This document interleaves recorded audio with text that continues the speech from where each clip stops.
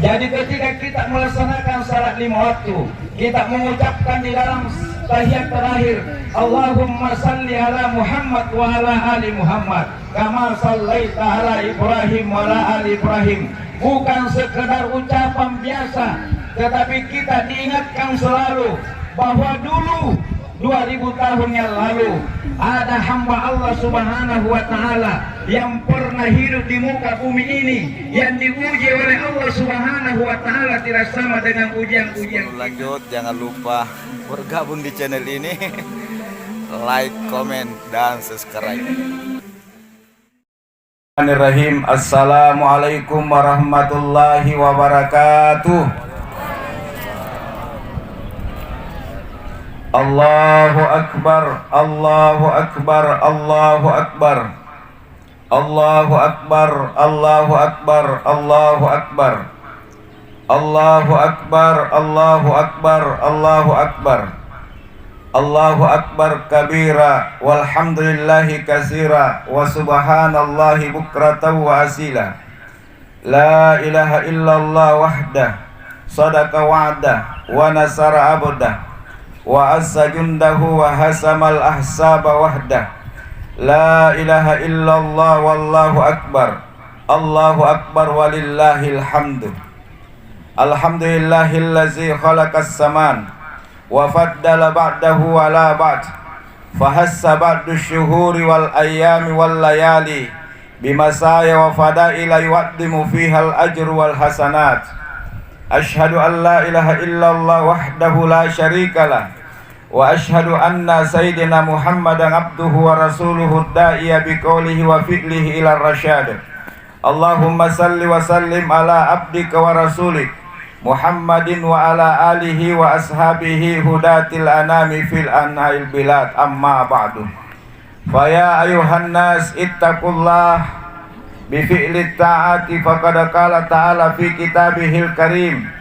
A'udzu billahi minasy syaithanir rajim. Bismillahirrahmanirrahim.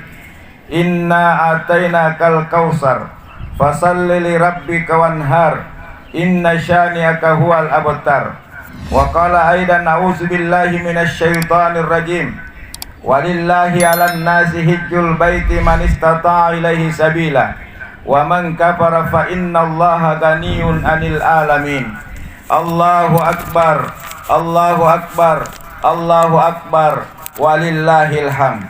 Ma'asyiral muslimin was muslimat, sidang jamaah hari raya Idul Adha, semoga Allah Subhanahu wa taala merahmati kita semua. Alhamdulillahirabbil alamin. Segala puji bagi Allah Subhanahu wa taala yang senantiasa menganugerahkan karunia rahmat dan nikmatnya kepada kita semua, nikmat iman dan nikmat Islam, nikmat sehat walafiat, dan sekian banyak lagi nikmat-nikmat yang tidak mungkin bisa kita ingat dan hitung maupun kita catat. Kita harus yakini dengan sepenuh hati bahwa segala nikmat itu datangnya dari Allah Subhanahu wa taala. Seraya mensyukuri dan mendayagunakannya untuk mendapatkan ridha dan cintanya. Dan wajarlah jika pada saat ini kita dan seluruh umat Islam di penjuru dunia mengagungkan syiar agamanya, bertakbir, bertasbih, bertahmid dan bertahlil. Allahu akbar, Allahu akbar, Allahu akbar, walillahil hamd. Salawat dan salam senantiasa kita kirimkan kepada Nabiullah Muhammad sallallahu alaihi wasallam yang telah berjuang siang dan malam, berkorban dengan waktu, harta dan jiwanya supaya iman dan hidayah masuk ke dalam jiwa seluruh umat manusia. Allahu akbar, Allahu akbar, Allahu akbar, walillahil hamdu. Alhamdulillah tentu merupakan satu kenikmatan dan kebahagiaan yang tiada terhingga pada hari ini. Kita merayakan hari raya Idul Adha, hari raya yang sangat agung di sisi Allah Subhanahu wa taala. Pagi ini memori sejarah kita membuka kembali, membawa kita pada kenangan ribuan tahun yang lalu. Pagi ini kita kenal lagi manusia-manusia agung yang telah menciptakan arus terbesar dalam sejarah manusia, membentuk arah kehidupan kita dan membuat kita semua berkumpul di lapangan besar ini untuk salat dan berdoa kepadanya. Pagi ini kita agungkan lagi nama-nama besar itu, yaitu Nabiullah Ibrahim alaihissalatu wassalam bersama keluarganya Siti Hajar dan Nabi Ismail serta Nabi kita Muhammad sallallahu alaihi wasallam. Allahu Akbar, Allahu Akbar, Allahu Akbar, walillahil hamd. Jamaah hari raya Idul Adha rahimakumullah. Idul Adha disebut juga dengan Idul Kurban karena mulai hari ini tanggal 10 sampai tanggal 13 Zulhijjah ke depan kita disunatkan berkurban dengan hewan-hewan kurban yang telah ditentukan jenisnya sebagai bentuk ketaatan, kepatuhan dan keikhlasan melaksanakan perintah-perintah Allah Subhanahu wa taala. Ibadah kurban itu bukanlah ibadah yang baru, tapi ibadah kurban ini ada sejak adanya umat manusia di muka bumi ini, yaitu dimulai dari kehidupan Nabi pertama Nabi Adam alaihissalatu wassalam bersama keluarganya. Sebagaimana dijelaskan di dalam Al-Quran, demikian pula di hadis-hadis dan serta kisah-kisah yang lain, bahwa Nabi Ibrahim memiliki dua anak yang bernama Qabil dan Habil. Keduanya diperintah oleh Allah Subhanahu wa taala untuk melaksanakan kurban. Maka Habil yang sangat taat beribadah kepada Allah Subhanahu wa taala, profesinya sebagai peternak, dia mencari dan memilih ternaknya yang paling besar, yang gemuk dan sehat untuk dikurbankan kepada Allah Subhanahu wa taala. Maka Allah Subhanahu wa taala menerima kurbannya. Kemudian Qabil sebagai seorang petani, dia memilih kurbannya dari buah-buahannya yang sudah busuk, yang dia sendiri tidak punya selera untuk memakannya, untuk dikurbankan kepada Allah Subhanahu wa taala. Maka Allah Subhanahu wa taala menolaknya. Maka dari sinilah jamaah hari raya Idul Adha yang dimuliakan Allah Subhanahu wa taala. Karena yang satu diterima kurbannya oleh Allah, yang satu ditolak. Maka yang ditolak ini iri kepada saudaranya, maka lalu dibunuh oleh saudaranya sendiri. Allahu Akbar, Allahu Akbar, Allahu Akbar, walillahil hamd. Jamaah hari raya Idul Adha yang dimuliakan Allah Subhanahu wa taala. Kemudian ibadah kurban ini berlanjut terus pada anak-anak cucu Adam alaihissalatu wassalam, terus pada nabi-nabi berikutnya, sampai muncul dan terkenal lagi peristiwa kurban yang lebih besar dan agung yang dilakukan oleh Nabi Ibrahim alaihissalatu wassalam, yaitu menyembelih anaknya Nabi Ismail alaihissalatu wassalam. Ini tidak tanggung-tanggung jamaah sekalian. Yang akan disembelih bukanlah hewan, yang akan dikurbankan bukanlah harta benda, tapi yang akan dikurbankan dan disembelih adalah seorang manusia, yaitu anaknya sendiri. Anak pertama yang sudah beranjak dewasa, Allah Subhanahu wa taala perintahkan Nabi Ibrahim alaihissalatu wassalam untuk mengorbankan putranya semata wayangnya lewat mimpi yang hak yang dialami Nabi Ibrahim selama 3 malam berturut-turut. Maka Nabiullah Ibrahim alaihissalatu wassalam yaitu mengajak putranya menuju sebuah tempat, yaitu Mina, untuk melaksanakan perintah tersebut, di mana saat ini saudara-saudara kita dari seluruh penjuru dunia hadirin, khususnya jamaah haji dari Kabupaten Bantaeng yang kita cintai, saat ini telah berada di Mina dan merupakan hari yang kedua untuk melakukan pelontaran. Dan peristiwa pelontaran ini hadirin, ini yang kita bicarakan saat ini adalah warisan dari Nabi Ibrahim alaihissalatu wassalam bersama putranya. Jadi ketika kita melaksanakan salat 5 waktu, kita mengucapkan di dalam tahiyat terakhir, Allahumma salli ala Muhammad wa ala ali Muhammad kama sallaita ala Ibrahim wa ala ali Ibrahim. Bukan sekedar ucapan biasa, tetapi kita diingatkan selalu bahwa dulu 2000 tahun yang lalu ada hamba Allah Subhanahu wa taala yang pernah hidup di muka bumi ini, yang diuji oleh Allah Subhanahu wa taala tidak sama dengan ujian-ujian kita.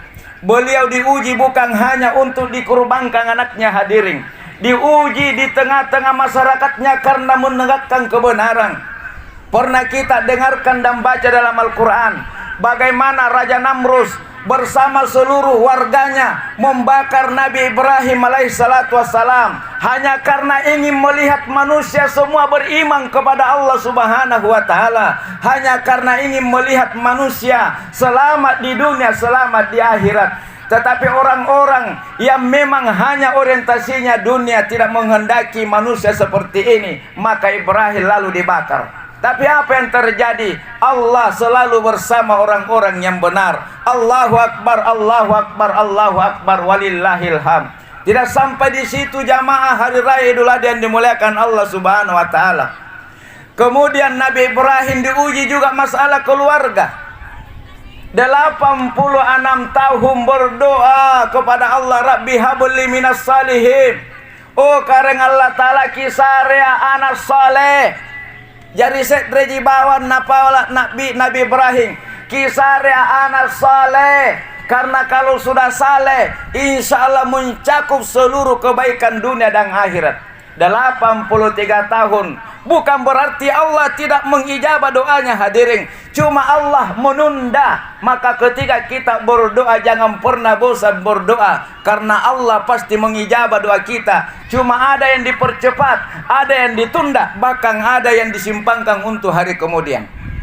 Apa yang terjadi? Beliau menikah. Setelah menikah diuji lagi oleh Allah subhanahu wa ta'ala, harus pindah dari negeri Palestina ke negeri Mekah. Maka pada saat itu tidak ada orang sama sekali. Bahkan bangsa jin pun tidak berani tinggal di Mekah, karena kering kerontan, tidak ada kehidupan. Tapi Ibrahim alaihissalatu wassalam ketika yang mengatakan ini adalah perintah Allah, sami'na wa ata'na, karena Allah yang menciptakan segalanya, maka ketika beliau taat kepada Allah semuanya bisa berjalan lancar dan beres. Jamaah hari raya Idul Adha yang dimuliakan Allah subhanahu wa ta'ala. Nah tidak lama kemudian turun lagi perintah untuk menyembelih, untuk mengorbankan putranya. Kenapa bukan ternaknya yang diperintah oleh Allah dikurbankan? Nguratania barang-barang singkamua Kabil dan Habil yang dikurbankan hartanya dan ternaknya hadirin. Allah maha tahu bahwa yang paling dicintai oleh Ibrahim saat itu bukan ternak. Yang paling dicintai Nabi Ibrahim pada saat itu bukan pekerjaan, tapi yang paling dicintai saat itu adalah anaknya, yaitu Ismail. Bagaimana tidak cinta jamaah sekalian? 86 tahun minta kepada Allah, kemudian dikasih. Maka cintanya terfokus kepada Ismail. Maka turunlah perintah, bagaimana cinta itu jangan pernah kau berikan kepada selain saya. Maka Allah memberikan mimpi, dan mimpi seorang nabi itu adalah wahyu.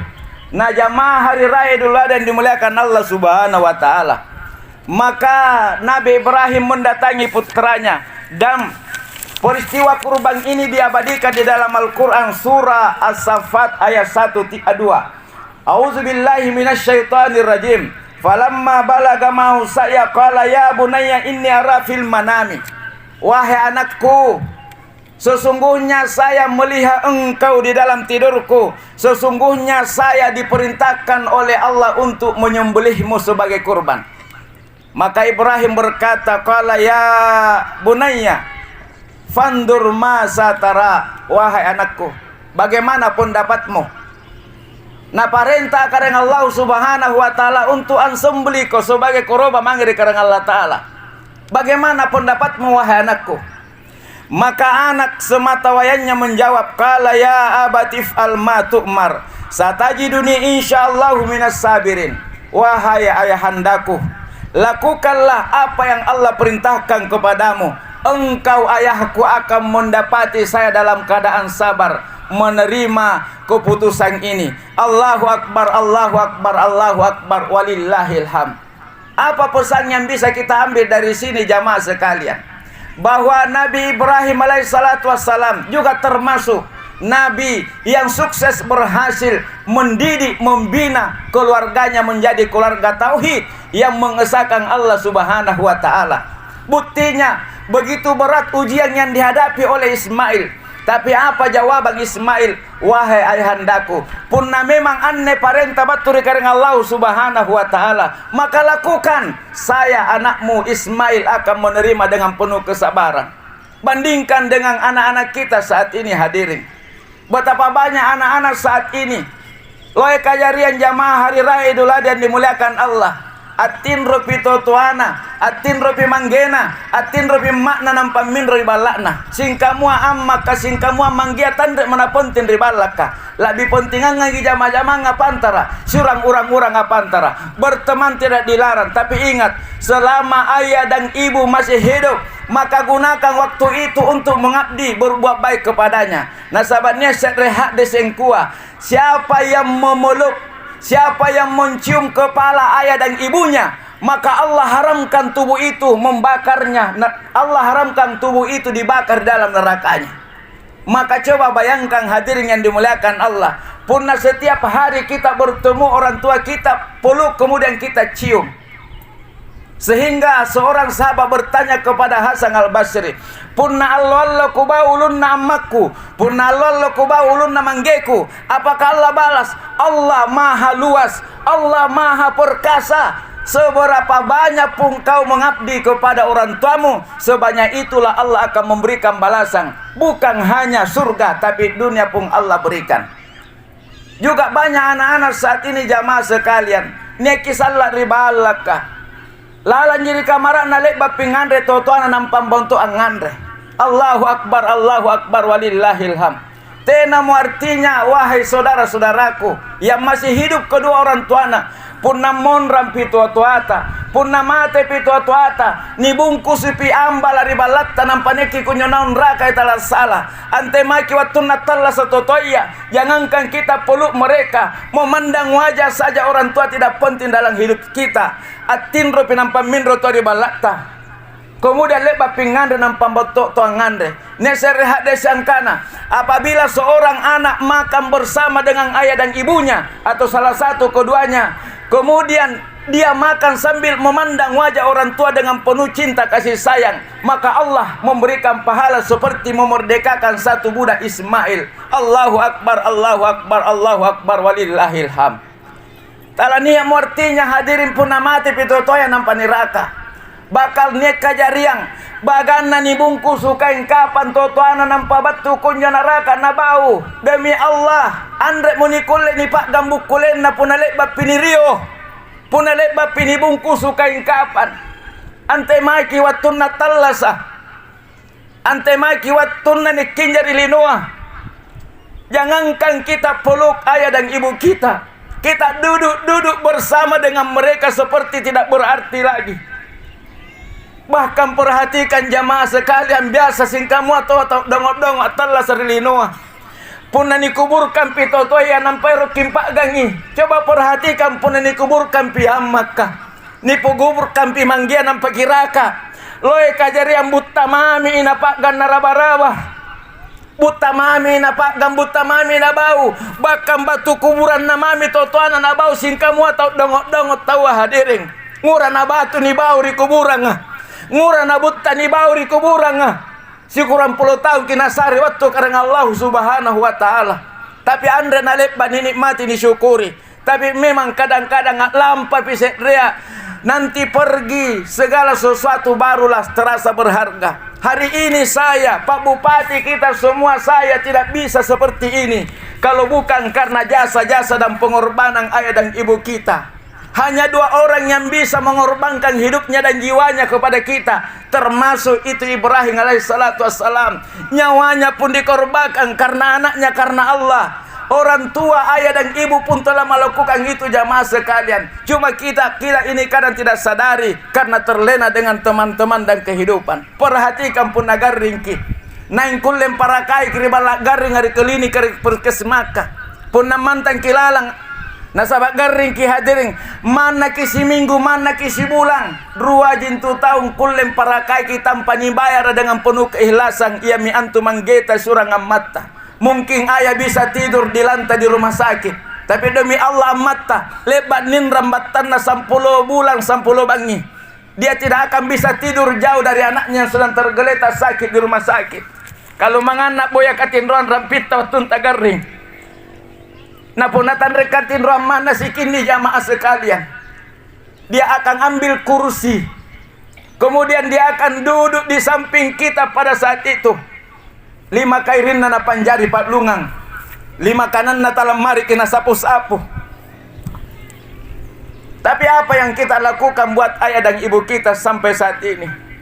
Nabi Ismail sebagai bukti cinta kepada orang tuanya, dia mengatakan, lakukan apa yang Allah perintahkan ayahandaku. Engkau akan mendapati saya putramu Ismail tunduk melaksanakan perintah itu. Pesannya Nabi Ismail, hadirin, wahai andaku, tutuplah matamu dengan kain supaya air matamu tidak menetes membasahi pipiku. Tutup pula matamu, wahai ayahandaku, supaya engkau tidak bersedih melihat saya ketika engkau sembelih saya. Dan wahai ayahandaku, ini baju yang saya pakai, sampaikan kepada ibundaku yang tercinta sebagai kenangan dalam hidupnya bahwa saya adalah putranya. Maka saat itu Ismail berkata, laksanakan sekarang wahai handaku. Maka ketika Ibrahim alaihissalatu wassalam memotong putranya, sambil dia pejamkan, dia tutup matanya, apa yang terjadi hadirin?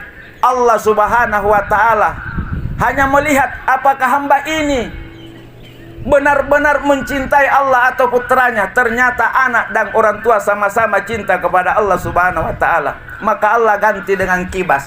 Inilah Allah subhanahu wa ta'ala. Tidak ada ujian yang Allah berikan kepada kita kecuali Allah akan ganti yang lebih baik.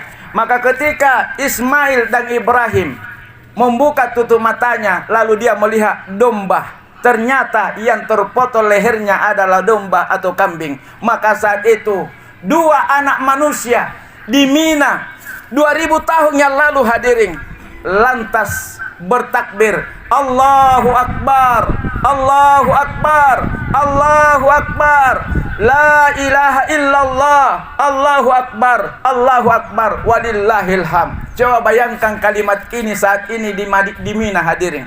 2 juta mulut melepaskan kalimat ini. Ini berkat seorang manusia yang beriman kepada Allah subhanahu wa ta'ala. Maka apapun kebaikan yang mereka telah torehkan akan menjadi buah bibir sampai hari kemudian. Allahu Akbar, Allahu Akbar, Allahu Akbar, walillahil ham. Tentu ada hikmah yang kita ingin petik dari peristiwa Hari Raya Idul Adha atau kurban-kurban yang kita lakukan selama ini. Perintah disyariatkannya berkurban bagi umat Nabi Muhammad sallallahu alaihi wasallam. Minimal ada 3 yang kita bisa petik. Yang pertama, Allah subhanahu wa ta'ala mengagungkan syiar agamanya. Jadi Allah ingin mengagungkan syiar agama dengan kurban ini. Sebagaimana firman Allah subhanahu wa ta'ala dalam Al-Quran, wa may yu'azzim sya'airallah fa innaha min taqwal qulub. Dan barang siapa yang mengagungkan syiar-syiar Allah, maka sesungguhnya hal itu timbul dari ketakwaan hati. Maka dari sinilah sehingga para ulama ada yang tidak setuju kurban itu dipusatkan di dalam satu tempat. Misalnya orang-orang Bantaeng yang berkurban, semua kurbannya dipusatkan di dalam kota dan diurus oleh satu lembaga. Ini syiar agama akan mati. Tapi kalau di semua dusun, RT, RW, desa, kecamatan, kabupaten rame-rame berkurban di wilayah itu, maka syiar agama itu akan hidup, nampak dan terasa besar. Ini yang pertama hikmahnya. Kemudian yang kedua, esensi dan hikmah berkurban yang kedua adalah sebagai ibadah sosial, kepedulian di antara sesama dengan membagi-bagikan daging kurban di antara orang yang berkurban dengan masyarakat akan melahirkan mahabbah, cinta dan kasih sayang di antara kita. Makanya sunnah berkurban di tempat kita bekerja.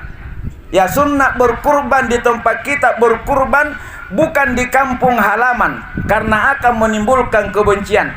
Misalnya orang Makassar yang kerja di Bantaeng tapi kurbannya di Makassar, orang Maros kurbannya di Maros, orang dari Jawa kurbannya di Jawa dan seterusnya, maka saat itu tidak disunatkan. Kalau kita orang Jawa tapi kerja di Bantaeng, maka berkurbanlah di Bantaeng. Karena jika sebaliknya akan menimbulkan kebencian di antara kita. Yang ketiga, esensi dan hikmah daripada kurban jamaah sekalian untuk melanjutkan perjuangan dan pengorbanan para anbiya dan Rasulullah serta menolong agama Allah subhanahu wa ta'ala. Dan ini dijelaskan di dalam Al-Quran. In tansurullah yansurukum wa yusabbit aqdamakum.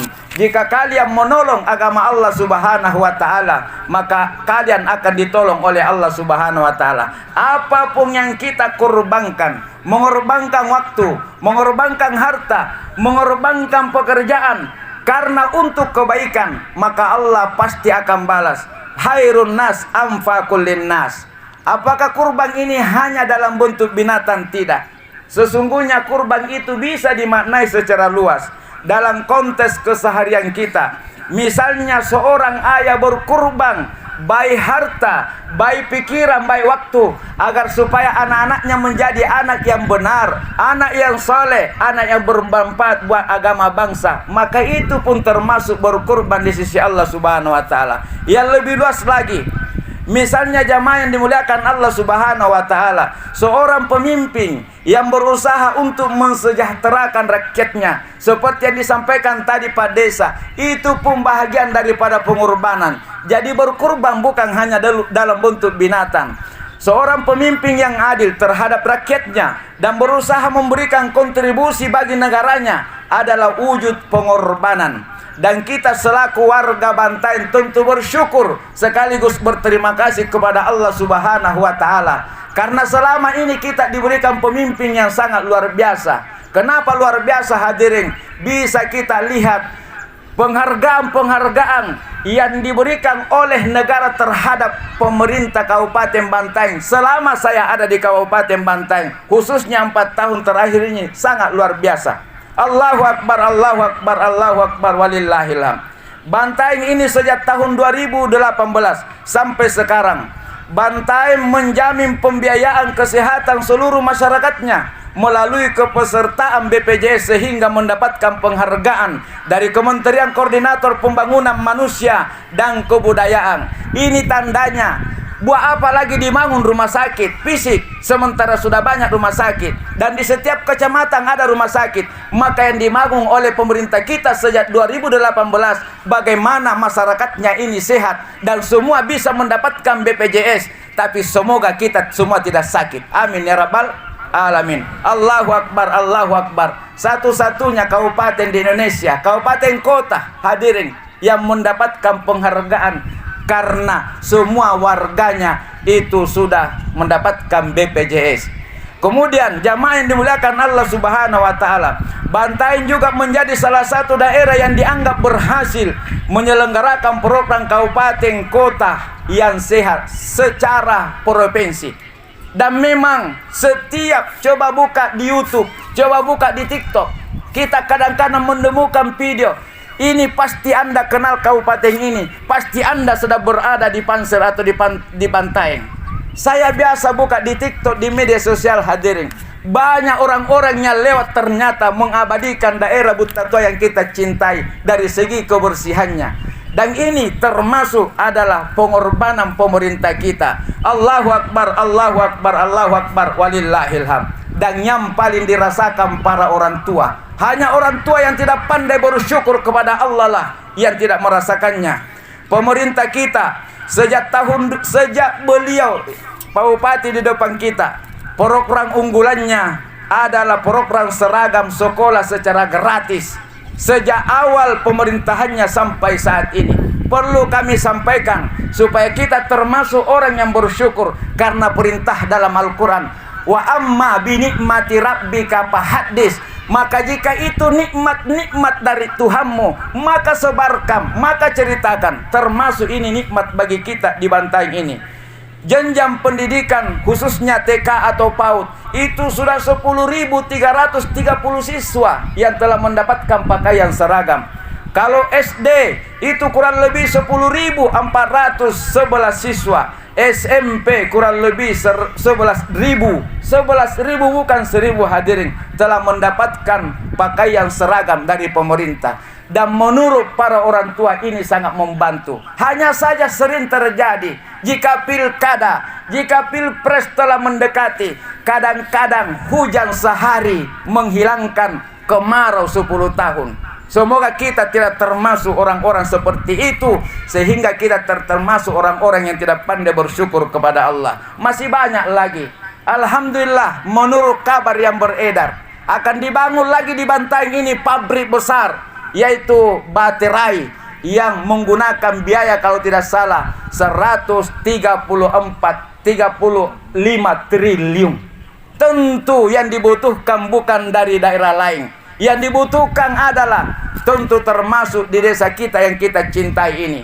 Maka kepada para orang tua, jangan biarkan nganggur anak-anak kita. Pemerintah siap memberikan biayanya, maka kita tinggal mendidik dan berkorban agar anak-anak kita ke depan bukan menjadi penonton di kampungnya sendiri, tapi dia bisa menjadi pemain.